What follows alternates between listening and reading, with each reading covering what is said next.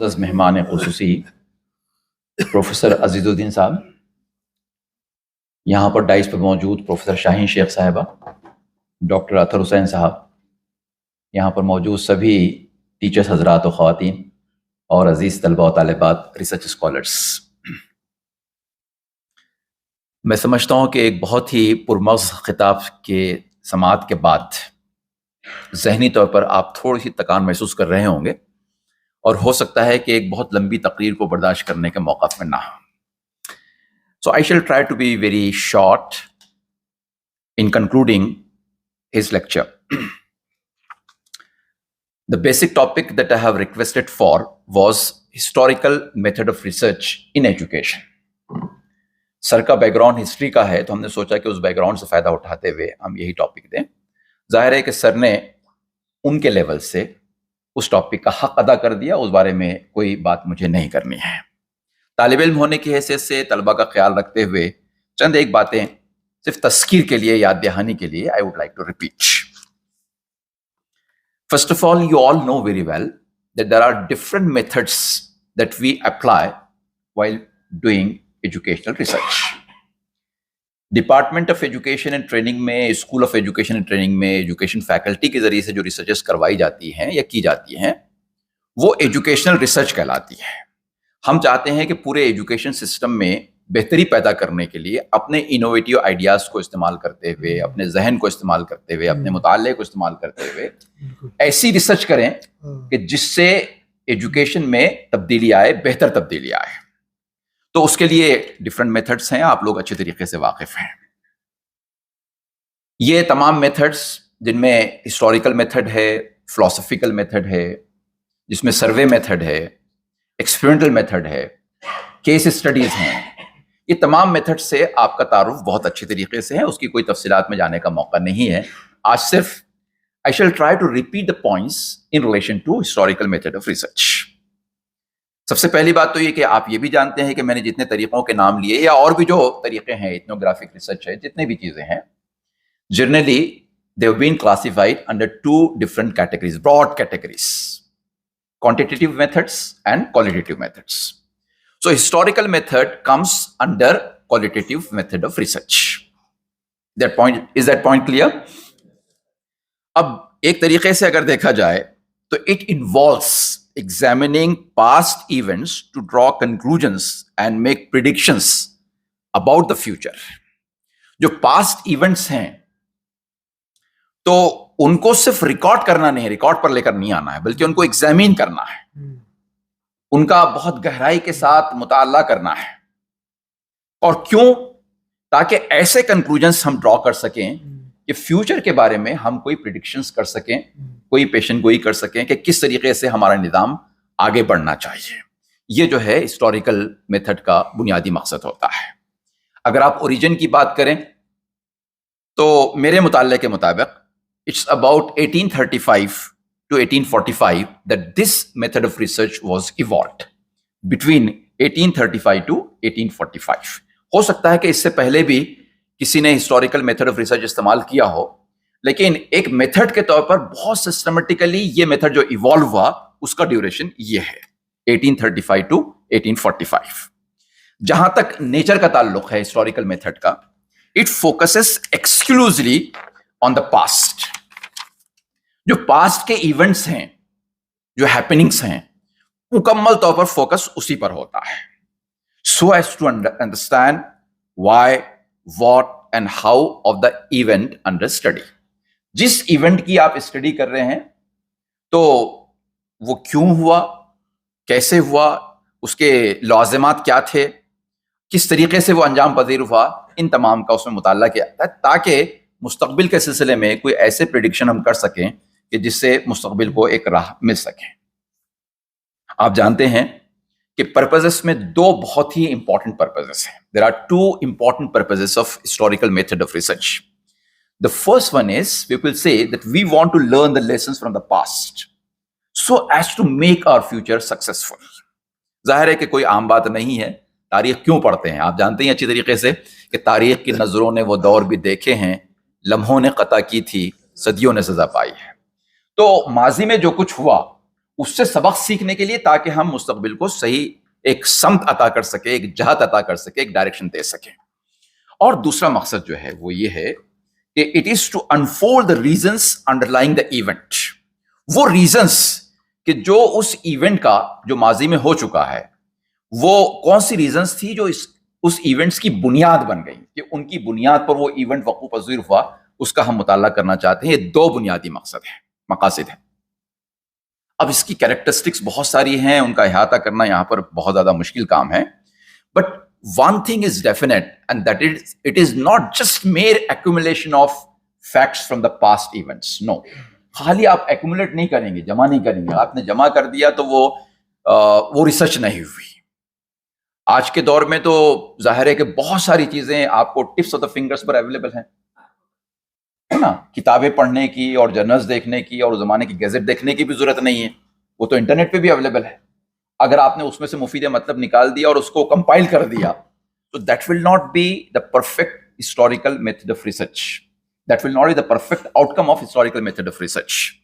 تو ایک بات ذہن میں رکھ لیجئے کہ صرف ریکارڈ جمع کر لینا وہ ہسٹوریکل میتھڈ آف ریسرچ نہیں ہے. It's a flowing vibrant report of past events. جیسے میں نے کہا کہ اس کا انالیسس کر کے مستقبل کے لیے ایک سمت طے کرنے کے لیے مقصد سے وہ کی جاتی ہے. ایسی بہت ساری چیزیں ہیں, بہت ساری خصوصیات ہیں اس کی, جن کا احاطہ کرنا یہاں پر ضروری نہیں ہے. چند چیزیں میں نے آپ کے لیے اشارے کے طور پر بیان کی ہے. جہاں تک اس کے ایڈوانٹیجز کا تعلق ہے تو پریزنٹ اور فیوچر ٹرینڈز کیا ہوں گے وہ دیکھنے کے لیے ہم پاسٹ ایونٹس کا مطالعہ کرتے ہیں کہ اس مخصوص نقطے کو لے کر آج کیا ٹرینڈ ہو سکتا ہے اور مستقبل میں کیا ٹرینڈز آ سکتے ہیں, ہم ان پر غور کریں. جیسے میں نے اپنے طور پر ایک ٹاپک سوچا ہسٹوریکل میتھڈ آف ریسرچ کے ذریعے سے, جس پر اسٹڈی ہو سکتی ہے, a study of value education system in the princely state of Hyderabad during the last نظام. جو ریاست حیدرآباد تھی اس کے جو آخری نظام تھے, اس زمانے میں یہاں پر ویلیو ایجوکیشن سسٹم کس طریقے سے جاری و ساری تھا, یہ ٹاپک ہو سکتا ہے. اب یہاں پر دیکھیے ایک بات کا خیال رکھنا ہے کہ ہسٹوریکل میتھڈ اس وقت تک مکمل نہیں ہوتا ہے جب تک کہ آپ اس کے پیریڈ کا تعین نظام سرول, آخری نظام کی جو حکومت تھی اس دوران جو ویلیو ایجوکیشن سسٹم تھا وہ کس طریقے سے تھا اس کو میں نے جوڑا ہے. یا a study of implementation of micro teaching as a technique of teachers training in the state of dash dash dash from 1970 to 2000. آپ جانتے ہیں کہ پروفیسر ایلن نے مائکرو ٹیچنگ کو 1963 میں اسٹینفورڈ یونیورسٹی میں انٹروڈیوس کروایا تھا, اور یہاں پہنچتے پہنچتے تقریباً لیٹ 60s اور 70s کے شروع میں یہاں کے ٹیچرز ٹریننگ کالجز نے اس کو اپنایا. تو بہت زیادہ لوگ اس سے واقف نہیں تھے. پروفیسر ایلن کی ٹیم یہاں پر نہیں آئی, یہاں کے لوگ ڈائریکٹ بہت کم جا سکے وہاں پر, تو بہت اچھے سے اس کنسپٹ کو ہم امپورٹ نہیں کر پائے. تو اس زمانے میں کس طریقے سے امپلیمنٹیشن ہوا, شروعات کے دور میں کس طریقے سے امپلیمنٹیشن ہوا یہاں پر, تو آپ نے کیا کیا 1970 to 2000 آپ نے فکس کر دیا کہ وہ جو 30 برس کا عرصہ ہے, 40 برس کا عرصہ ہے, اس میں کس طریقے سے اس کو امپلیمنٹ کیا جا سکا. تو ہسٹوریکل میتھڈ میں یہ بات بالکل طے شدہ ہے کہ آپ کو ایک طریقے سے ڈیوریشن کو فکس کرنا پڑتا ہے. تو بات چل رہی تھی کہ اس میں جو سورسز ہیں وہ سورسز کی بڑی اہمیت ہوتی ہے. ہسٹوریکل میتھڈس کی بہت ساری خصوصیات میں سے ایک خصوصیت یہ ہے کہ you need to rely upon the sources. These sources are of two type, primary sources and the secondary sources. اگر آپ کسی شخصیت کے کنٹریبیوشن کے بارے میں بات کر رہے ہیں تو خود اس شخصیت کے جو لیٹرز رہیں گے, اس شخصیت کی لکھی ہوئی کتاب رہیں گی, تو وہ پرائمری سورس کا کام انجام دے گی. لیکن یا تو اس شخص کا ڈائریکٹ کسی نے مشاہدہ کیا ہو تو وہ بھی پرائمری سورس ہو جائے گا. لیکن اگر اس سورس سے استفادہ کرتے ہوئے کسی نے کوئی دوسری کتاب لکھی اگر ہو تو اس کتاب کا اگر آپ مطالعہ کر رہے ہیں تو پھر وہ سیکنڈری سورس ہو جائے گا. تو اس بات کا خیال رکھیں کہ یہاں پر identification and fixation of primary sources and secondary sources is one of the very very important aspect of historical method of research. چاہے دوسرے میتھڈس میں ہم سورسز کو اس طریقے سے پرائمری اور سیکنڈری میں کیٹیگرائز نہ کرتے ہوں, لیکن یہاں پر اس کو کیٹیگرائز کرنا بہت ضروری ہو جاتا ہے. میں اس کے بارے میں بھی بہت تفصیل کے ساتھ آپ کے سامنے نہیں بیان کروں گا, چند ایک اشارے میں کر رہا ہوں اس لیے کہ آپ پوائنٹ وائز اپنی کلاسز میں، ایم ایڈ کی کلاس میں اور پی ایچ ڈی کے کورس ورک میں اس کی تفصیلات پڑھتے ہی ہیں۔ اب دیکھیے کہ ایک مثال میں آپ کو دیتا ہوں، پنڈت نہرو کی جو کتاب ہے، کیا نام ہے بتائیے اس کا؟ بھارت ایک کھوج، ہے نا، دا ڈسکوری آف انڈیا، ٹھیک ہے۔ تو اس کتاب کو اگر آپ پڑھ رہے ہیں تو ایک لحاظ سے اگر دیکھا جائے انہوں نے ماضی کی جو تاریخ بیان کی ہے، تو انہوں نے بہت ساری کتابوں کا مطالعہ کر کے وہ اپنی کتاب تحریر کی ہے۔ تو آپ کیا چاہیں گے؟ آپ کے لحاظ سے آپ کس کیٹیگری میں رکھنا چاہیں گے؟ وہ پرائمری سورس ہے انڈین ہسٹری کے لیے یا سیکنڈری سورس؟ شیور؟ ایک مرتبہ اور سوچ لیجئے۔ چلیے، آپ کی بات بالکل صحیح ہے، لیکن وہی کتاب کبھی پرائمری سورس بھی بن سکتی ہے۔ کیسے؟ اگر آپ Pandit Nehru's approach to Indian history یہ ٹاپک پہ کام کر رہے ہیں، اب اگر آپ اس کی اسٹڈی کر رہے ہیں، اب وہی کتاب پرائمری سورس ہوگی، کیونکہ وہ اپنے نقطۂ نظر کو بھی اس میں ساتھ ساتھ بیان کرتے جا رہے ہیں، صرف ہسٹری بیان نہیں کر رہے ہیں، ہسٹری بیان کرنے کے ساتھ ساتھ ان کے انداز کی وجہ سے ان کا اپروچ بھی آپ سمجھ رہے ہیں۔ تو وہ اپروچ جو ہے اس کا مطالعہ اگر آپ کر رہے ہیں تو وہی کتاب جو ابھی جس کو آپ سیکنڈری سورس کہہ رہے تھے وہ پرائمری سورس میں تبدیل ہو گئی۔ تو اس طریقے سے اگر دیکھا جائے تو بہت نازک کام ہے to distinguish between primary source and secondary source, because sometimes the same book may be used as the primary source or the secondary source۔ تو یہ ایک ریسرچر پر ڈیپینڈ کرتا ہے۔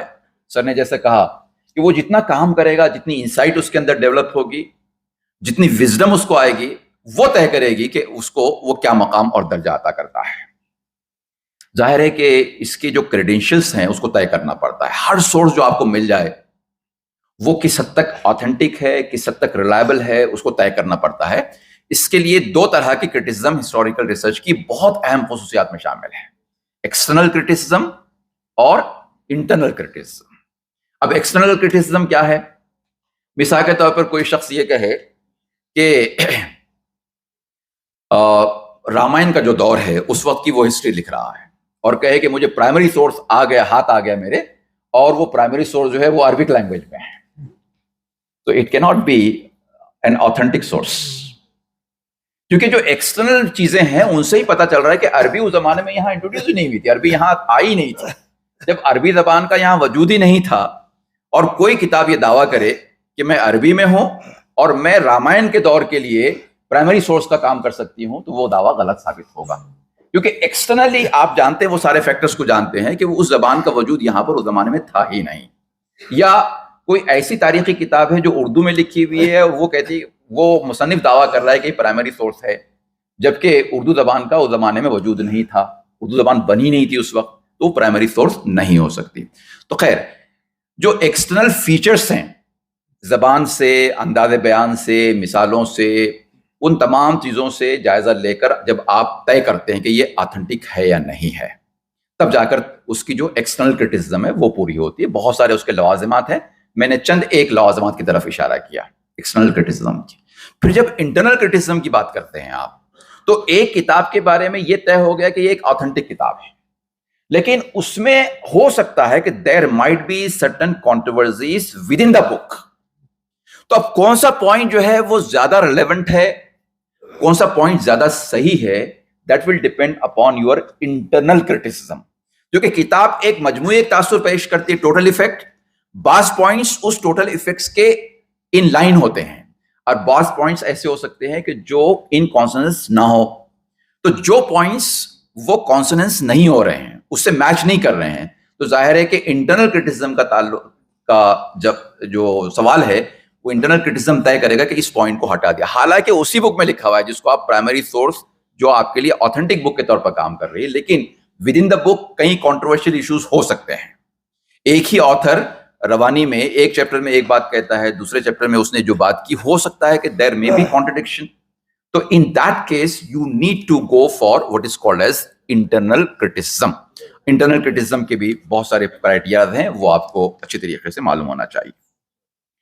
Establishing the genuineness of a document of relic, جو آثار ہوتے ہیں، جو نشانیاں ہوتی ہیں، ہے نا، زمان ماضی کی جو تاریخ ہوتی ہے اس کے بہت ساری چیزیں آثار کے طور پر، نشانیوں کے طور پر، ریلکس کے طور پر موجود ہوتے ہیں. تو ان کو آپ جب استعمال کریں تو بہت سارے کوشچنس آپ کو اپنے آپ سے پوچھنا پڑتے ہیں. ان کوشچنس کا سیٹسفیکٹری آنسر آنے کے بعد آپ ان ریلکس کو استعمال کر سکتے ہیں. اب اس میں جو دشواریاں ہیں اس میں سب سے بڑی دشواری جو ہے وہ کنٹینٹ انالیسس کی دشواری ہے. اس لیے کہ کنٹینٹ انالیسس اتنا آسان کام نہیں ہوتا ہے. جیسا کہ سر نے توجہ دلائی، اس کے لیے خوب گہرائی سے مطالعہ کرنے کی ضرورت ہوتی ہے، بہت ساری چیزیں پڑھنی ہوتی ہے، بہت ساری کتابیں پڑھنی ہوتی ہے، تب جا کر آپ کنٹینٹ انالیسس کے مواد کے تجزیے کے موقف میں آتے ہیں، اپنے آپ کو اس قابل بناتے ہیں. تو اس طریقے سے بظاہر ہسٹوریکل میتھڈ آف ریسرچ کا استعمال اگرچہ کہ ایجوکیشن میں کم ہوتا ہے، لیکن جہاں ہوتا ہے، جہاں ضرورت ہے، جہاں ریلیونٹ ہے. اور ایک نزاکت کا خیال رکھے کہ ہسٹوریکل میتھڈ اور ایک بہت قریب اس کے ایک چیز آ جاتی ہے. وہ کون سی ہے بتائیے؟ کون سی اسٹڈی ہے؟ Case study. Historical method of research اور کیس اسٹڈیز بہت قریب کی چیزیں ہیں، لیکن پھر بھی ان کے درمیان ایک نازک سا فرق ہے. اس نازک سے فرق پر کسی نازک وقت میں بات کروں گا. Thank you so much. Thank you, جزاک اللہ.